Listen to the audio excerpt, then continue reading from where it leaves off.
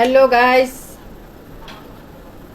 মনুরা গাইসরা, আজকে আমার রাতের ডিনার হচ্ছে কি তেলাপোকা দিয়ে আলুর রেসিপি।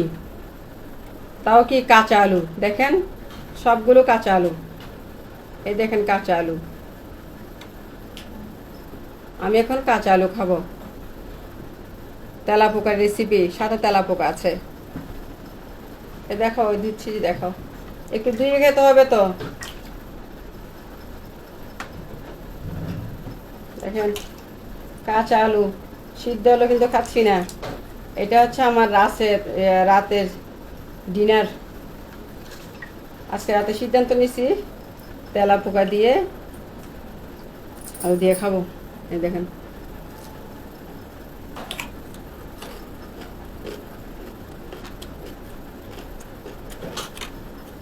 আপনারা খেয়াল করে দেখেন, এটা কিন্তু আমি কাঁচা আলু খাচ্ছি, কারণ সিদ্ধ করলে পুষ্টিটা চলে যায়। যথেষ্ট চেষ্টা করবেন আলু সিদ্ধ না করে কাঁচা খাওয়ার জন্য। আর যদি কাঁচা খেতে না পারেন তাহলে একটু তেঁতুলের ঝুল দিতে পারো না তাহলে আলু পোড়া দিয়ে খাবেন। চুলায় রান্না করার পরে এই ছাইয়ের মধ্যে পোড়া দিয়ে খাবেন, তাহলে এটা ভিটামিনটা থেকে যাবে। আর সিদ্ধ করলে পানির সাথে চলে যায়।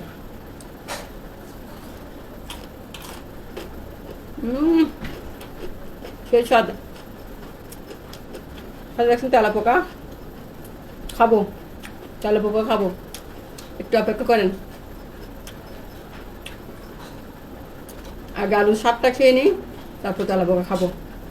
কোনো ব্যাপার না, তেলাপোকা অনেক কাজে লাগে। প্রথম হচ্ছে তেলাপোকা বলেন তো তেলিলা সুরা বলি আমি, তেলিলা সুরা। তেল চুরি করে খায়, ওদিকে দিয়ে তেল উঠাই, কতগুলো তেল উঠাইছি, ওগুলো দিয়ে আলু ভাজি করবো। তেলিলা চুরে তেল দিয়ে আলু ভাজি করবো। তো ভাবলাম আগে একটু ডিনারটা করে নিই কাঁচা, তারপর আমরা তেলিলা চুরে তেল দিয়ে ভাজবো। দেখেন এখনো কিন্তু যেতে আছে, এখনো নড়তেছে। মানে কখন দৌড় দিবি তুই চিন্তা করে। তো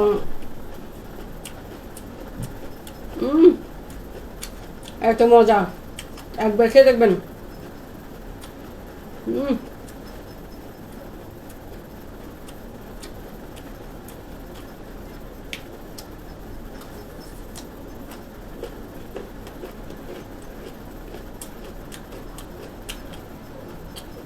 সেই স্বাদ।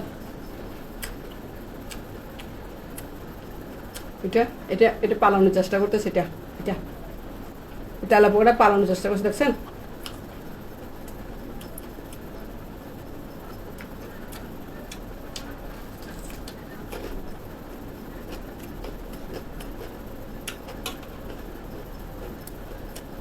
এখন কাঁচা রুটিগুলো খাচ্ছি, তারপরে সাথে তেলাপোকা খাবো। একটু ওয়েট করেন।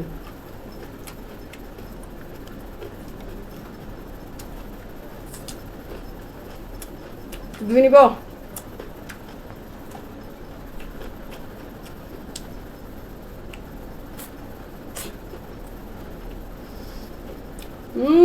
কেশব